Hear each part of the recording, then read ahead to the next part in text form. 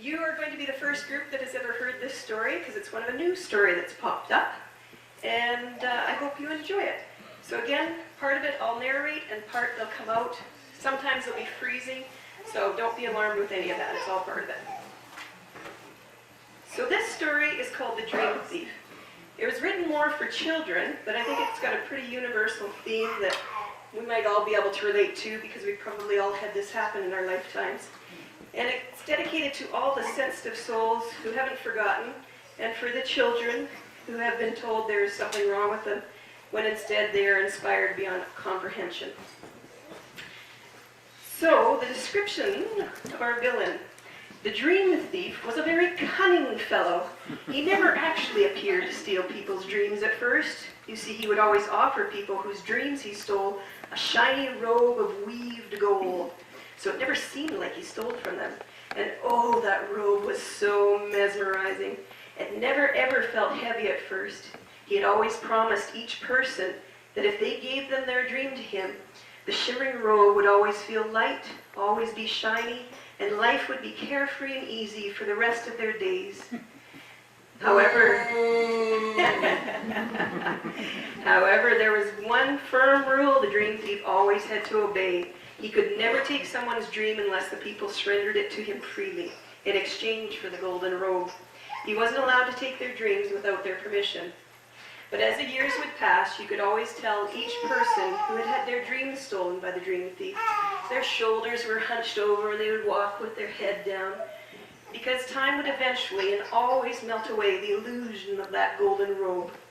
With each passing year, the robe's sparkling color would fade. It wasn't bright and shiny any longer, but instead flat and gloomy gray. And over time, the true heaviness and weight of this golden robe began to be felt by each person wearing it until their bodies would finally crumple in from the sheer weight of it.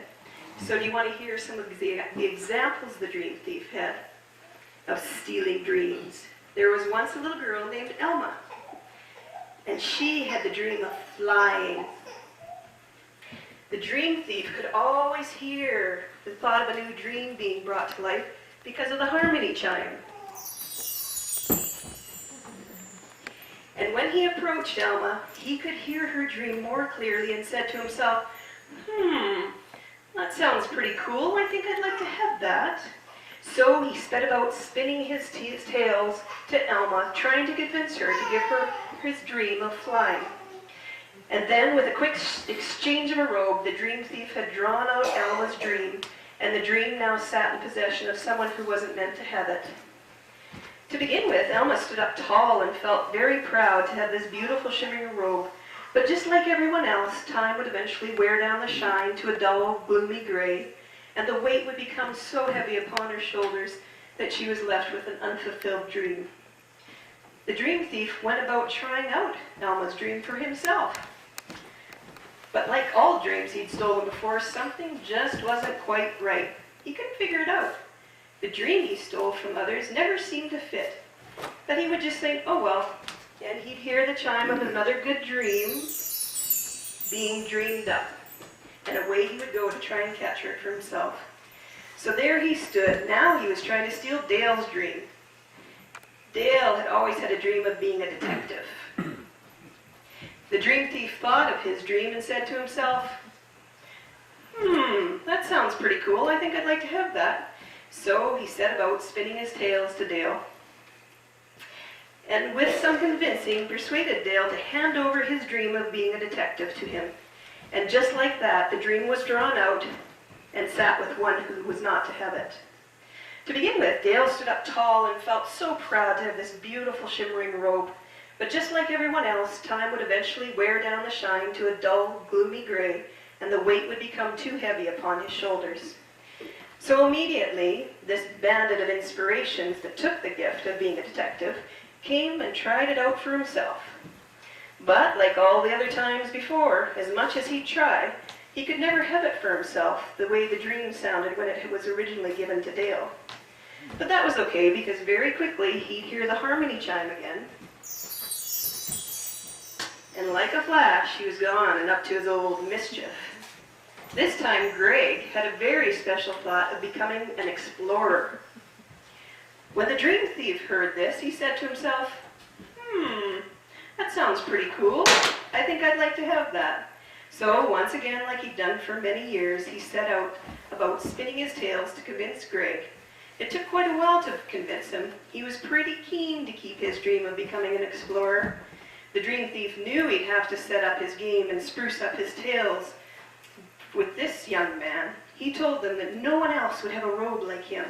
He said that along with having an easy and carefree life, that this robe would also make him more powerful than anyone else around him. Well, it still didn't feel quite right to Greg, but eventually he agreed because the dream thief was so spellbinding and insistent with his promises. And with that agreement, the dream thief drew out Greg's dream of being an explorer and donned the golden robe. As usual, for a time, he felt very proud and powerful in it. But just like all the rest, the shine wore off and the weight of the robe was felt. In addition to the weight, the extra power that the robe wielded actually became corrosive over time. It hurt Greg's very being, and what's worse is that any of his loved ones who came into contact with him would also end up being burned. This made him very sad that family and friends could no longer bear to be around him anymore. As usual, the dream thief was very eager to try out his latest stolen gift. But like all other times before, was still stumped as to why the dream of being an explorer didn't fit him, and why he couldn't just use the gift as it was given when it first chimed into being. He just couldn't figure it out. Oh well, he thought, soon there'll be another one I can take. Stealing dreams wasn't to be with one little girl. Her name was Aurora Gabrielle. She was a little girl whose essence was so pure, and she felt passion for all life every day. She was always in communication with all the creatures, rocks, trees, and water. You see, she knew no other way. She was filled with joy and so grateful for all of her beautiful and interesting friends.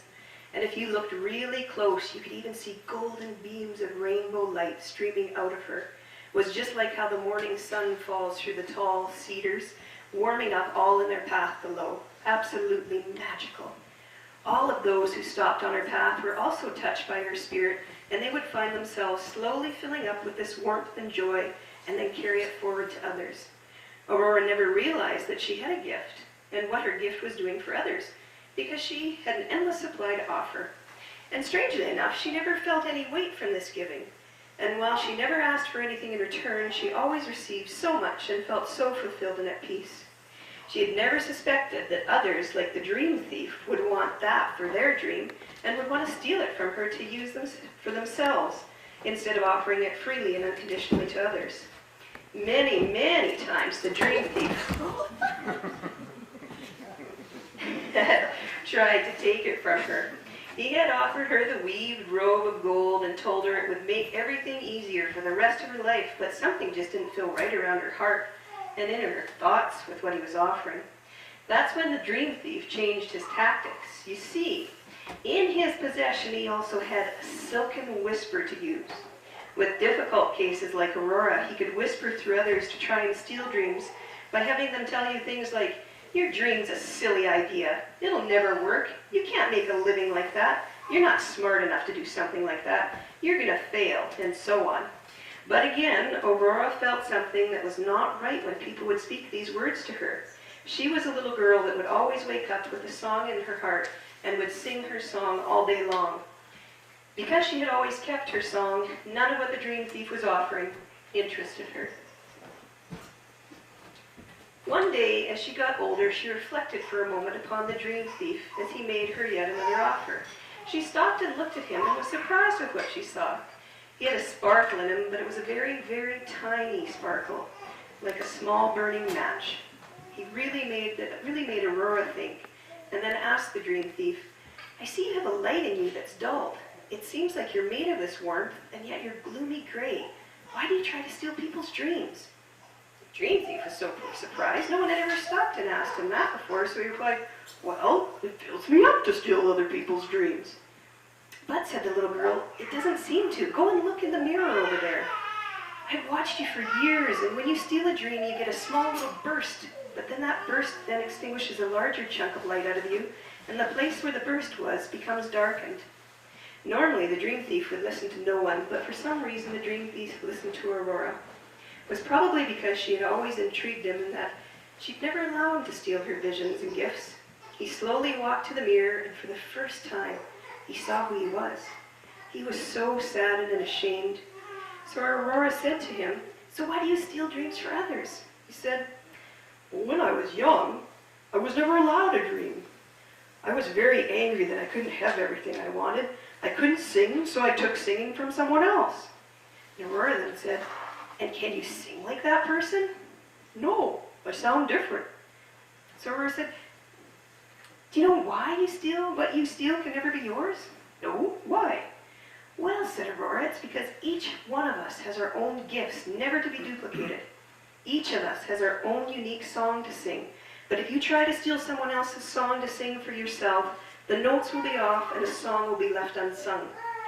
Aurora said, "Look around. Instead of stealing people's dreams for yourself, you've left everyone with dull gray robes that are so heavy their shoulders have all become hunched over because of the weight of not living their dreams. And in return, you've never been able to replicate the chime song of their dream that was destined to be theirs." Then the little girl asked the dream thief, "If you had been allowed to dream for yourself, what would it have been?"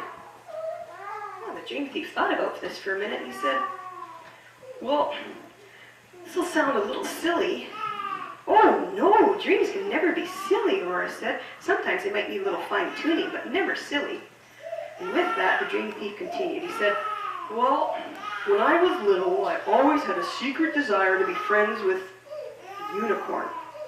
He was so embarrassed at saying that out loud, and he looked away from Aurora, afraid to see what her reaction would be.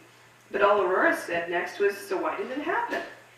The dream thief continued. He said, "Because there was once a very old dream thief who was close to dying, and he wanted to pass down his meddling powers. He told me that unicorns didn't exist, and if I gave up that dream to him, I could take over his job and I would have whatever I wanted for the rest of my life, and all my desires and wishes would come true. So I did, and then he gave me the silken whisper." "What's the silken whisper?" Aurora asked. "My words become like silk, and people believe what I tell them. A lot of times with children, I have to breathe the silken whisper through other people, because just like you, Aurora, they don't easily give over their dreams to me." So Aurora thought for a moment, Do you ever get tired with what you're doing? Does it make you happy?" Well, the dream thief thought for a while in some silence, and he thought about the path that he had walked in his life, and with a big sigh, he said, "Well, I am tired. Even after stealing all those dreams, I still feel unfulfilled and empty. I thought it would satisfy me, but it never has." With a smile on her face, Aurora said, "You know, you can change that, right?" Well, this shocked him, but he also felt a twinge of hope. "But how would I get rid of the golden whisper?" he asked. Aurora said, "I'm not quite sure, but you know what? Let me ask for help from all the beings that I'm friends with. They can come to me in my dream time tonight and give us an answer. I'll meet you right back here in the morning." As usual, Aurora went to bed giving gratitude for the beautiful day she had had, and then she asked for her friends to give an answer about the dream thief's situation. When she awoke the next morning, she was so excited with what she had been given as a message. She couldn't wait to see the dream thief, who was slowly becoming her friend, and tell him. The dream thief saw her excitement and asked, "What is it? Did you get an answer?" Aurora nodded and said, "Some of it's going to seem like some hard work, but if you're really serious, I have been told what you must do." "Well, what is it?" he asked. "Well, you have to walk very slowly from here down through the forest into the river within your bare feet. And you have to touch each tree, rock, flower, and creature you meet along the way, getting down on their level. You have to understand how special each one is and give thanks to each being. When you reach the river, think about how many different gifts that the water also gives us. In giving your gratitude, you must bring a sacred gift and offer it to the river. After your offering, ask for forgiveness for the gray you have caused so many, and request of the river if she would please take the silken whisper and cleanse it and make it into something that will benefit all beings." The dream thief looked overwhelmed and thought this was an impossible task, and oh my goodness, what gift could he possibly bring to offer the river? So he sat and thought, and He knew he couldn't continue to be who he was anymore because the kindness of one little girl had shown him that there could be a different way. Now that he knew better, he wanted to do better and be better. He got up and paced back and forth until, aha! Of course, he knew what gift he'd bring. With a great amount of dedication and reverence, he set about his task. He had never before seen the beauty of the smallest intricate flowers. He'd always walked over top of them, but he'd never actually gotten down on his knees to see them on their level. He couldn't believe the wondrous smells of sweetness, almost like cotton candy, that seemed to flow out from the trees as he passed, or the unbelievable mix of colors that all the rocks brought about to give such a warmth to the landscape. So many glorious sights and sounds and smells and textures all around. Why had he experienced these before? Had they always been there? When he got to the river, although he was tired, he was also somehow revived. He did what Aurora told him and thought of the many gifts that the water gives us. He'd never thought of the river in this way before. He couldn't believe how much was given to us by the water and was overwhelmed with her offerings. And then it dawned on him, she offers us life itself. He'd been feeling rather unusual sensations in his body all day. It seemed to build in strength a little more each time he thanked and gave gratitude for another being.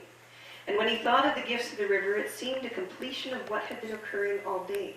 He felt so warm from the inside out. It was like a warm liquid that had overflowed and filled every part of him.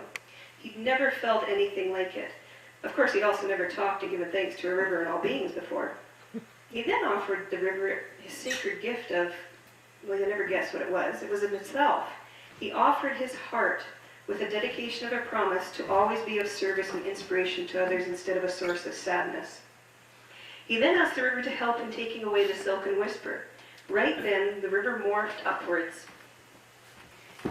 into the most beautiful, shimmering being with soft, liquid features. She answered the dream thief in a very gentle and kind voice. Breathe the golden whisper into me. I have agreed to take it and change it to benefit all on 2 conditions. Well, what are they? Asked the dream thief. One is that you return the songs of dreams to all that you have stolen from, and the second is that I return to you what your dream was so that you can fulfill your destiny. But how is that possible? Asked the dream thief, where unicorns don't exist. You were tricked by the old dying dream thief, for if you believe and have faith, you will see your dream lived out.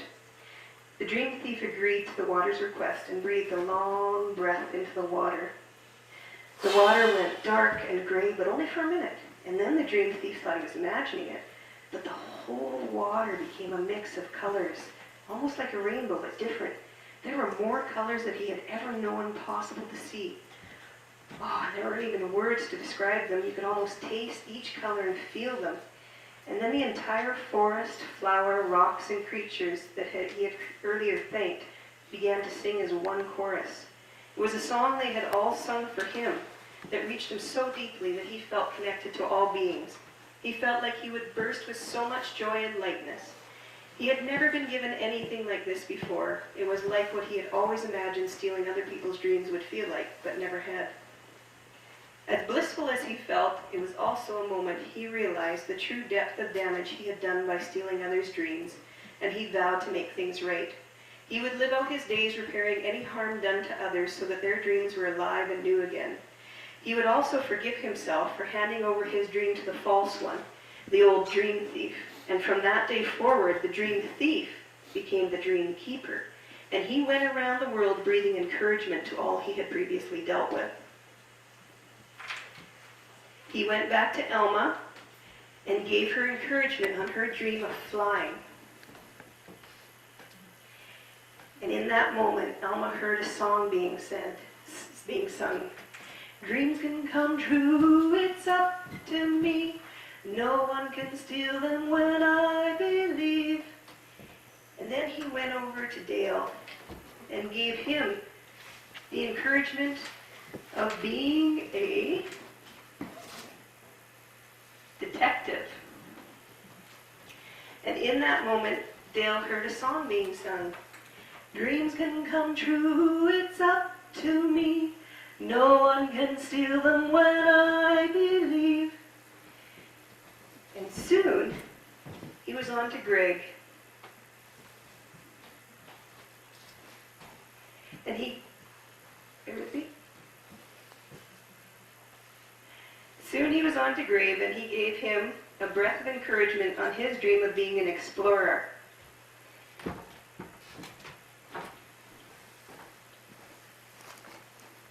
And in that moment, Greg heard the song being sung. Dreams can come true, it's up to me.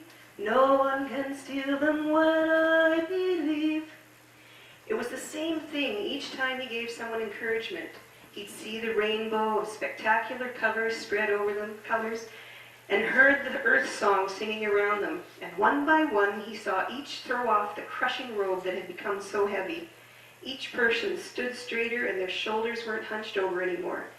He knew the exact moment when everyone remembered who they were born to be, because a new voice and song was added to the forest songs, and the rhythmic symphony rang out in a glorious chorus.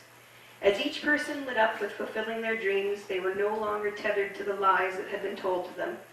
Although it seemed like work at first to the dream keeper, with each person he helped, he felt his own gray heaviness and emptiness depart, piece by piece, and saw it being wrapped up in the unique and beautiful rainbow. When he'd gotten to the last person he had harmed by stealing their dreams, guess what happened? You guessed it, the most magnificent and stoic being with a healing spiral horn appeared. He had rippling, strong muscles that made any movement seem effortless and graceful. His long, silken mane and tail were just as you would imagine, and his purity glittered in the sun. This being and others in his family were responsible for organizing the highest good for all of Earth's beings. He was friends with all creatures, even those the Dreamkeeper had been told were not real. Together, the Dreamkeeper and his new friend traveled the world, meeting all creatures and being of service. The Dreamkeeper couldn't believe he could never have dreamed this for himself. He just had to go back and thank the water. When he was at the water's edge giving thanks, he saw his reflection in her face. He didn't look anything like when Aurora had given him a mirror to look into. He was totally different. He looked so fulfilled and peaceful. He was no longer dull and gray. He felt so much gratitude for his gifts and dreams that he shone in a light that was brighter than any golden robe. He woke up having a song in his heart for the rest of his days. And what happened to Aurora Gabrielle, you ask? Well, she continued to visit and play with all her earth and sky and water friends. She always gave appreciation for the beauty of the tiniest flower to the magnificence of the largest colorful mammoth rock. She would sing songs to the water and watch it sparkle back to her in anticipation, or in appreciation. And of course, she would always hug her tree friends along the way, because haven't you ever wondered why they call them tree limbs? It's because they can hug you back, of course.